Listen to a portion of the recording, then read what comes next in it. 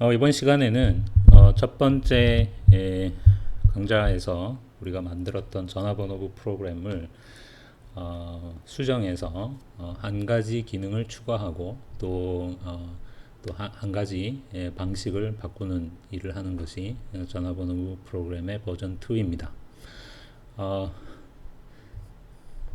일단 역시 이 두 번째 프로그램의 실행 예를 통해서 우리가 어떤 기능을 추가하고 수정하는지 살펴보겠습니다. 우리가 이 프로그램에 추가할 기능은 전화번호부 데이터를 파일로 저장하고 또 그렇게 저장해 놓은 데이터를 다시 읽어오는 기능입니다.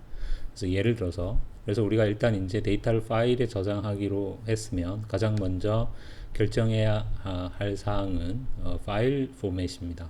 그러니까 데이터를 파일 안에 저장할 때 파일 안에 정확하게 어떤 형식으로 저장할 것인가를 먼저 지정해야 하는데 우리는 아주 간단한 방법으로 저장하겠습니다. 그래서 예를 들어서 이게 이제 이 프로그램이 저장한 전화번호부 이 프로그램이 저장한 그 전화번호부 데이터 파일이라면 이 파일 안에 한 줄당 한 사람의 정보가 저장이 되고 그리고 한 사람에 대한 정보는 사람 이름과 그 사람 전화번호 이렇게 그러니까 이름 전화번호 또 두 번째 사람의 이름 전화번호 이런 아주 간단한 형식으로 저장이 됩니다. 그래서 예를 들어서 이렇게 이미 저장되어 있는 데이터 파일이 있고 그 데이터 파일의 이름을 우리가 directory.txt라고 한다면 이 프로그램에서 이제 read 명령어를 지원합니다. 그래서 프로그램을 실행하고 read하고 파일 이름을 제공을 하면 이 프로그램이 이 데이터 파일에 저장되어 있는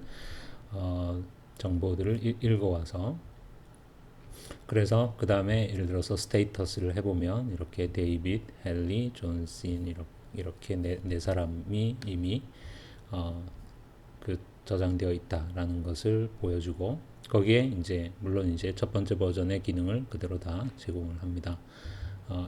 새로운 사람을 우리가 add할 수 있고 예를 들어서 앤더슨을 우리가 add 했다면 그 다음에 또 데이비드를 딜리트를 했죠. 그러면 원래 이 네 명 중에서 우리가 앤더슨을 add하고 데이비드를 딜리트 했으니까 다시 스테이터스 명령을 내려보면 이제 앤더슨을 포함해서 이렇게 4명 데이비드는 삭제되고 그래서 여전히 4명이죠. 그리고 이제 마지막으로 우리가 저장하는 명령은 save as 파일 이름입니다. 이 파일 이름과 이 파일 이름이 뭐 같을 필요는 없습니다.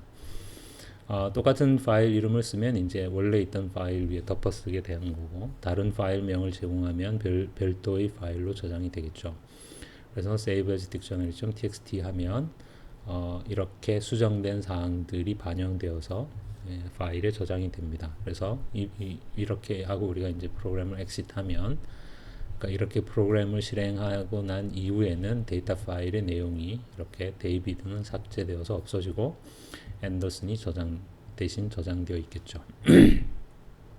이것이 이제 우리가 두 번째 버전에서 추가할 기능이고 그 다음에 이제 또 한 가지 방식을 변경할 건데 그것은 뭐냐면 이 전화번호부 내의 데이터들이 사람 이름의 알파벳 순으로 항상 정렬된 상태를 유지하도록 그러니까 사전식 순서로 그래서 이 예에서 이렇게 4명의 사람이 알파벳 순으로 정렬되어 있고 여기에도 정렬되어 있고 우리가 여기 보면 앤더슨이 가장 마지막에 add된 사람임에도 불구하고 이게 A이기 때문에 순서상 가장 앞에 나와야 된다는 거죠. 스테이터스 명령에서도 역시 마찬가지입니다. H, J, S 이렇게 알파벳 순으로 정렬된 여기도 마찬가지고 그래서 데이터들이 프로그램 내부에서 혹은 데이터 파일에서 항상 알파벳 순으로 즉 이름의 사전식 순서로 정렬된 상태를 유지하도록 하는 것이 이 두 번째 버전입니다. 그래서 이제 이 두 번째 버전의 프로그램명을 우리가 폰북 2.c라는 파일로 만들겠습니다. 일단 역시 마찬가지로 이제 우리가 먼저 자료 구조를 정의해야 하는데 이 두 번째 버전의 자료 구조는 뭐 첫 번째 버전의 자료 구조와 동일합니다. 우리가 어차피 저장하는 데이터가 동일하기 때문에 자료 구조가 달라져야 할 이유는 없습니다. 그래서 우리가 버전 1과 완벽하게 동일한 변수들 names, numbers, and 이렇게 세 개의 전역 변수를 사용하고 대신 함수가 이제 몇 개 늘었죠. load하고 save라는 두 개의 함수가 추가되었습니다. 메인 함수도 뭐 기본적으로는 첫 번째 버전과 동일한데 다만 우리가 명령어가 두 종류가 늘었기 때문에 save 명령어와 read 명령어가 두 개 추가된 부분만 다릅니다. 그리고 read 명령어를 처리하는 함수가 load이고 save 명령을 처리하는 함수가 save입니다. 그 두 부분을 제외하면 첫 번째 버전과 메인 함수 역시 완벽하게 동일합니다. 이제 우리가 추가하는 첫 번째 함수 load에 대해서 살펴보겠습니다. load는 사용자가 read 명령을 내리면 그때 호출되는 게 load입니다. 그리고 read 명령은 항상 읽어올 데이터 파일의 이름이 같이 제공되어야 되죠. 그래서 역시 load 함수에서 제일 먼저 할 일은 파일 이름을 입력받는, 그러니까 읽어올 데이터 파일의 이름을 입력받는 것입니다. 그래서 여기 파일 name이라는 문자 배열을 만들어 두고 그 배열로 scanf %s로 데이터를 읽어올 파일명을 입력을 받습니다. 그래서 파일의 이름을 우리가 데이터를 읽어올 파일의 이름을 입력받으면 이제 그 파일로부터 데이터를 읽어와야 하는데 우리가 파일에 C 프로그램에서 파일에 접근하기 위해서는 여기서 접근한다는 말은 이제 파일에 뭔가를 쓰거나 혹은 파일로부터 뭔가를 읽기 위해서는 항상 먼저 파일을 열어야 하죠. 이것 역시 뭐 여러분이 C 언어 수업에서 다 배운 내용입니다.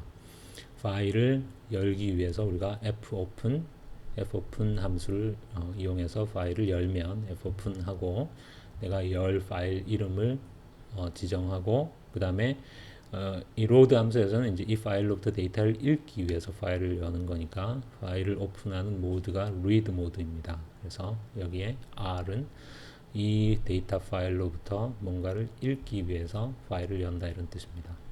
그러면 fopen은 우리가 파일 포인터라고 부르는 값을 리턴해 주죠. fopen이 리턴해 주는 파일 포인터의 타입은 대문자 파일 포인터입니다. 그리고 요 밑에 있는 if문은 이제 어떤 이유로 이 파일을 오픈하는데 실패한 경우에 대한 예외 처리입니다. 그래서 만약에 파일 포인터가 null이라면 즉 어떤 이유에서인지는 모르지만 파일을 여는데 실패했다는 뜻입니다. 그러면 파일이 존재하지 않는다 라고 출력하고 그냥 리턴하면 되겠습니다. 만약에 파일이 실제로 이런 이름을 가진 파일이 존재하지 않는다던가 혹은 실수로 다른 디렉토리에 있다던가 뭐 이런 경우에 해당이 되겠죠. 여기까지 왔다는 것은 이제 파일이 존재하고 그 파일을 성공적으로 열었다는 뜻입니다. 그러면 이제 그 파일로부터 데이터를 전화번호부 데이터를 읽어오면 되는데 파일로부터 읽기 위해서 우리가 fscanf 함수를 씁니다. fscanf는 이제 scanf와 닮은 꼴이죠. 앞에 f가 붙었을 뿐이고 매개 변수가 하나 추가됩니다. 이렇게 이 파일을 오픈할 때 받은 파일 포인터를 첫 번째 매개 변수로 주고 나머지 부분은 format string과 실제로 데이터를 읽어올 변수 버퍼는 이제 scanf의 함수와 완전히 동일합니다. 그리고 이 fscanf 함수는 파일의 끝에 도달하면 end of file이라는 값을 리턴해 줍니다. 그래서 여기에서는 우리가 파일을 처음부터 시작해서 끝까지 읽는 거기 때문에 이 while문은 fscanf가 end of file을 리턴하기 전까지 계속 while문을 도는 거죠. 그래서 파일로부터 다 읽어서 더 이상 읽을 게 없으면 이 fscanf가 end of file이라는 값을 리턴해 주므로 그때 while문을 종료하고 그 파일을 닫고 리턴하면 됩니다. 일단 이 while문 내부로 들어왔다는 것은 이 fscanf가 end of file을 리턴하지 않았다는 뜻이고 그것은 뭔가 읽을 거리가 있어서 즉 여기서는 이제 우리가 문자 스트링 단위로 읽는 거니까 하나의 스트링을 읽었다는 거죠. 그러면 첫 번째 읽은 스트링은 물론 어떤 사람의 이름일 것입니다. 그러면 이어서 그 사람의 전화번호를 읽어야 되겠죠. 우리가 파일의 형식이 항상 이름 전화번호, 이름, 전화번호 이런 쌍으로 되어 있기 때문에 이름을 읽었으면 여기서 이름을 읽었으면 그 다음에는 여기에서 그 사람의 전화번호를 읽어야 합니다. 즉 버퍼 1에는 이름이 저장되고 버퍼 2에는 그 사람의 전화번호가 저장되는 거죠. 그래서 이제 한 사람의 이름과 전화번호를 읽은 상태이고 그러면 그렇게 읽은 사람의 이름과 전화번호를 배열 names와 numbers에 저장해 두면 되는데 이것은 우리가 첫 번째 버전에서 add 명령을 처리할 때와 완전히 동일한 상황입니다. 그때도 버퍼 1과 버퍼 2에 어떤 사람의 이름과 전화번호가 있으면 그것을 string diff로 복제해서 배열 names와 numbers에 저장을 하고 이제 한 사람이 추가되었으므로 n의 값이 1 증가되고 이렇게. 그래서 우리가 첫 번째 버전에서 이 지점에서 왜 string diff가 필요한지 그런 얘기를 길게 했었죠. 이제 이 while문을 빠져나왔다는 것은 파일의 끝에 도달했다는 뜻이고 즉 읽을 걸 다 읽었다는 뜻이죠. 그러면 이 파일에 대해서는 우리가 더 이상 볼 일이 없으므로 그 파일을 닫아 주어야 합니다. 이렇게 볼 일이 끝난 파일은 반드시 닫아 주어야 합니다. 파일을 닫아 줄 때는 fclose 그리고 우리가 fopen 해서 받은 파일 포인터 값을 매개 변수로 주면 됩니다. 이것이 load 함수이고 그 다음에 반대로 이렇게 파일로부터 데이터를 읽어서 뭐 거기에 새로운 사람이 추가되거나 혹은 어떤 사람이 삭제되거나 이런 일을 하다가 나중에 다시 그렇게 변경된 사항을 파일로 저장할 때 우리가 save 명령을 호출합니다. 그리고 save 할 때도 역시 save 명령의 포맷은 그냥 save가 아니라 save as였죠. 이렇게 save as dictionary.txt 이렇게 as는 제가 일부러 넣어둔 것입니다. 그리고 역시 파일 이름을 제공을 하죠. 그래서 일단 save 명령이 들어오면 우리가 scanf를 해서 두 개의 문자열을 연속해서 읽어야 합니다. 첫 번째 문자열은 그냥 as입니다. 그리고 이 as는 뭐 사실 아무 의미도 없기 때문에 그냥 이렇게 읽은 다음에 아무데도 쓰지는 않습니다. 그냥 무시하면 됩니다. 그 다음 문자열을 다시 읽으면 그것이 이제 save할 파일, 저장할 파일 이름이 되겠죠. 그래서 역시 파일 네임이 우리가 저장할 파일 이름입니다. 그러면 역시 우리가 파일에 어떤 데이터를 저장하기 위해서는 먼저 파일을 열어야 하고 그래서 fopen으로 파일을 여는데 이번에는 좀 전과 달리 그 파일에 쓰기 위해서 파일을 여는 거기 때문에 write 모드로 여기 W는 write입니다. 그래서 write 모드로 파일을 열면 역시 마찬가지로 파일 포인터를 반환해주고 파일 포인터가 null이라는 것은 역시 어떤 이유로 파일을 여는데 실패했다는 뜻입니다. 이 경우에는 우리가 파일에 쓰기 위해서 열 때는 이런 이름을 가진 파일이 미리 존재할 필요는 없겠죠. 읽을 때는 그런 이름의 파일이 있어야 우리가 읽을 수가 있지만 쓰는 것은 이런 이름의 파일이 이미 존재하면 그 파일의 내용을 지우고 그 위에 덮어쓰게 되고 만약에 이런 이름을 가진 파일이 존재하지 않으면 그런 이름을 가진 파일을 새로 만들어 줍니다. fopen이. 그 다음은 이렇게 이제 파일을 무사히 열었다면 거기에 현재 프로그램이 가지고 있는 사람 이름과 전화번호 데이터를 파일에 써주면 됩니다. 파일에 쓸 때는 역시 printf와 유사한 fprintf 함수를 이용해서 쓰면 됩니다. printf와 fscanf는 scanf와 fscanf의 관계랑 같다 이렇게 생각하면 됩니다. 그래서 역시 마찬가지로 내가 쓸 어떤 파일에 쓰려고 하느냐 그 파일 포인터를 파일 오픈이 리턴해주는 이 파일 포인터를 첫 번째 매개 변수로 주고 나머지 부분은 그냥 printf랑 동일합니다.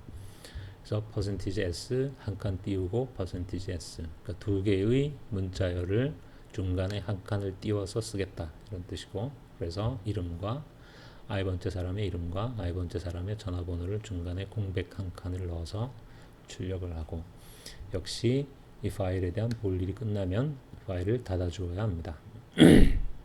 이렇게 파일을 닫아주지 않더라도 당장 큰 문제가 생기지는 않습니다. 사실은 이 fopen의 경우에서도 마찬가지로 이게 오류가 되거나 당장 문제가 생기지는 않지만 이것이 이제 이런 식으로 파일을 열고 이제 더 이상 필요가 없는데 파일을 닫아주지 않으면 이것이 어떤 시스템의 자원을 소모하게 되어서 결국 나중에 프로그램의 성능에 악영향을 끼칠 수 있습니다.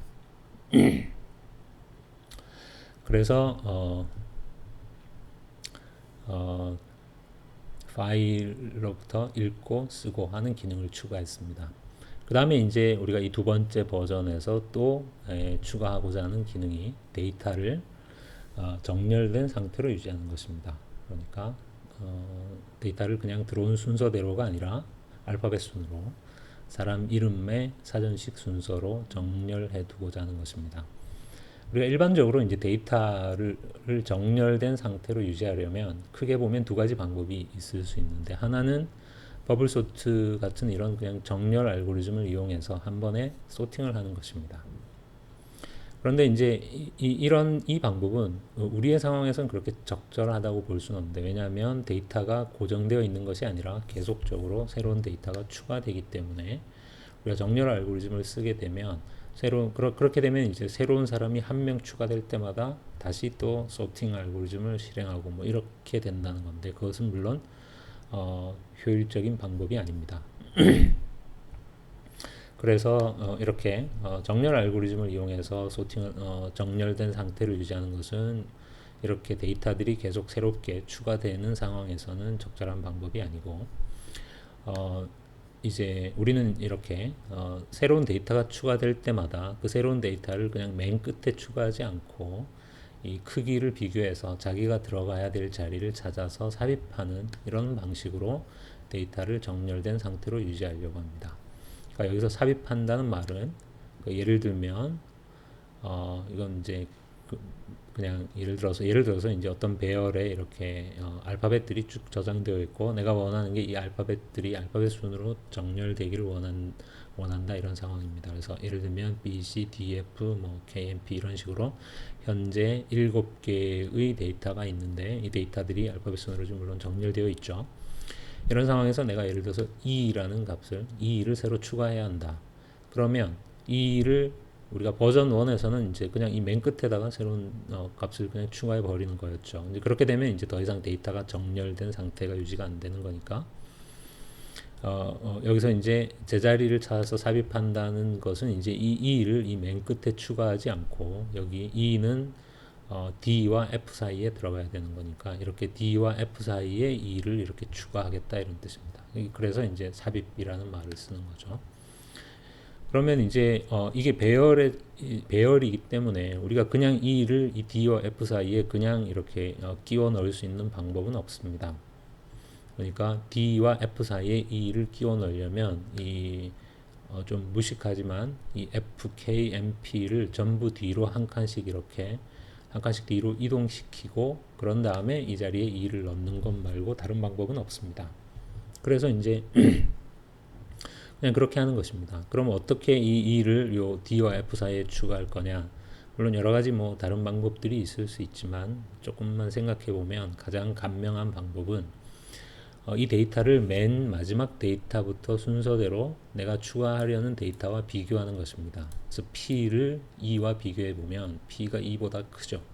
그럼 E는 어차피 P 앞쪽 어딘가, 그러니까 정확히 어딘지는 모르겠으나 어쨌거나 P보다 앞쪽 어딘가에 E가 들어가야 되고, 그 얘기는 어쨌거나 P는 한 칸 뒤로 물러나야 될 지금 상황이라는 거죠. 그래서 그냥 이렇게 내가 추가하려는 데이터를 배열의 맨 마지막 데이터부터 순서대로 이렇게 비교하면서 만약에 E보다 크면 얘는 그냥 한 칸 뒤로 이렇게 일단 Shift 시켜서 이동을 시키는 겁니다. 그 다음에 M도 E랑 비교해서 M이 E보다 크니까 그냥 M도 한 칸 뒤로 이렇게 이동시키고, K도 E보다 크니까 한 칸 이동시키고, F도 E보다 크니까 이동시키고, 이렇게 해서 언제까지?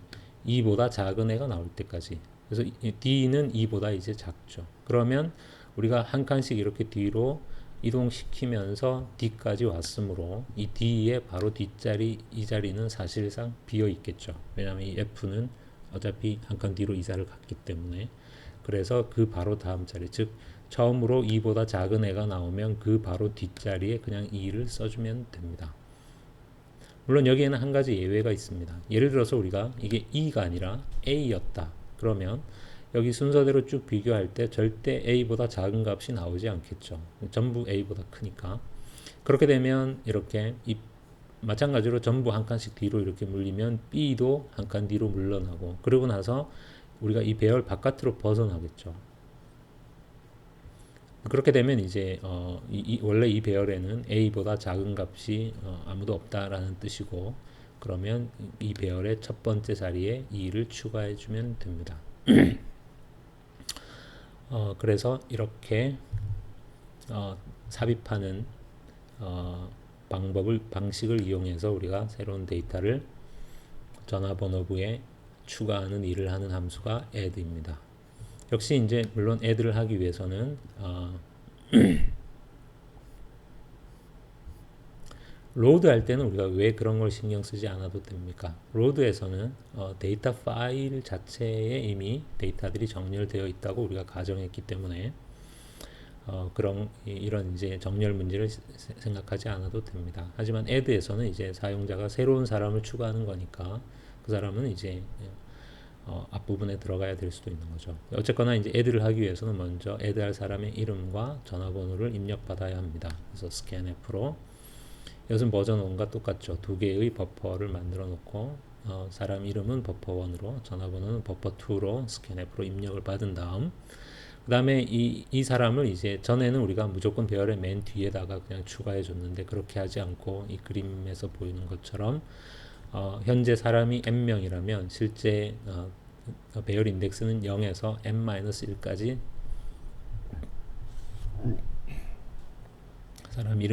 사람이 저장되어 있겠죠. 그래서 맨 마지막 사람부터 순서대로 앞쪽으로 쭉 가면서 비교를 해서 나보다 크면 뒤로 한 칸씩 이동시킨다 라는 거죠. 그래서 i를 n-1이라고 하고 처음에, 즉 i가 마지막 사람을 뜻하는 거죠. 그런 다음 그 i번째 사람의 이름과 내가 지금 추가하려는 사람의 이름을 비교해서, 이 string compare 함수는 두 개의 스트링을 비교해서 두 스트링이 동일하면 0을 리턴하지만 두 스트링이 다른 경우에는, 만약에 첫 번째 스트링이 두 번째 스트링보다 더 크면, 여기서 크다는 것은 사전식 순서로 더 뒤쪽에 나오면 그러면 음수를 반환하고, 반대의 경우에는 양수를 반환합니다. 그래서 우리가 이 string compare는 그냥 두 스트링이 동일하냐를 판단할 때뿐만이 아니라 두 스트링 중에 누가 사전식 순서로 앞서는지를 판단할 때도 string compare 함수를 이용해서 할 수 있습니다. 그래서 names i와 buffer1의 string compare 결과가 양수라는 것은 이 i번째 사람이 이 새로운 사람보다 이름이 더 크다. 여기서 크다는 것은 사전식 순서로 더 뒤에 나온다 라는 뜻입니다. 만약에 그렇다면, 그러면 아까 어떻게 했었죠? 이 P는 2보다 크니까 무조건 P는 한 칸 뒤로 일단 물리고 보는 거죠. 그래서 밑에 있는 두 줄이 i번째 사람을 보면 names i를 names i 플러스 1으로, 그러니까 i 번째 방에 있는 사람을 i 플러스 1번 방으로 옮기는 거니까 한 칸 뒤로 옮기는 거죠. 물론 이름이 한 칸 뒤로 옮겨지면 그 사람의 전화번호도 따라서 한 칸 뒤로 옮겨줘야 되겠죠. 그리고 i 값을 1 감소한 다음에, 즉 p를 이동시켰으면 그 다음에 i가 한 칸 앞으로 가서 그 다음에는 m을 볼 차례죠. 그래서 다시 돌아가서 또 그 1 감소된 i, 그 사람을 또 비교해서 그 사람도 크면 한 칸 뒤로 보내고, 이런 일을 언제까지 해야 됩니까? 뭔가 나보다 작은 애가 나오거나, 혹은 이 배열의 여길 끝까지 가거나. 그래서 이 while문의 종료 조건이 두 가지입니다. 하나는 이 string compare의 결과가 양수가 아니게 된다는 것은 나보다 작거나 같은 애가 나오거나, 혹은 그렇지 않더라도 i가 음수가 되면, i가 0보다 크거나 같은 동안에만 while문을 도니까 i가 만약에 0을 지나쳐서 -1이 되면 while문을 빠져나오겠죠. 그러면 그 두 경우 모두 이렇게 나보다 작은 애가 나왔을 때도 여기가 현재 i면 i 플러스 1 자리에 새로운 값을 쓰면 되고, i가 -1이 되면 0 자리에 새로운 값을 쓰면 되니까 그 두 가지 경우를 우리가 구분할 필요 없이 두 경우 모두 names i 플러스 1에 이 새로운 사람의 이름, 또 numbers i 플러스 1에 새로운 사람의 전화번호를 저장해 두면 됩니다. 물론 이 경우에 string dup가 필요한 이유는 뭐 이미 우리가 전에 설명한 그대로입니다. 이것이 add이고, 그래서 새로운 사람이 한 명 전화번호부에 추가되었으므로 n 값을 1 증가시켜주고 성공했다는 메시지를 출력해주면 됩니다. 이제 remove의 경우를 살펴보죠. remove의 경우에는 이제 기본적으로 remove의 경우에는 일단은 이 버전 1의 경우와 똑같습니다. remove를 하기 위해서는 먼저 remove할 사람 이름을, delete할 사람 이름을 입력받아야 하고, 그 다음에는 그 사람의 전화번호, 그 사람을 찾아야 되겠죠. 그런데 우리가 버전 2에서는 이제 요 remove 함수 안에서 찾지 않고 search라는 함수를 따로 만들어서 여기에서 이제 검색을 할 생각입니다. 이렇게 하는 이유는 요 search 함수를 우리가 다른 부분에서도 쓸 일이 있기 때문입니다.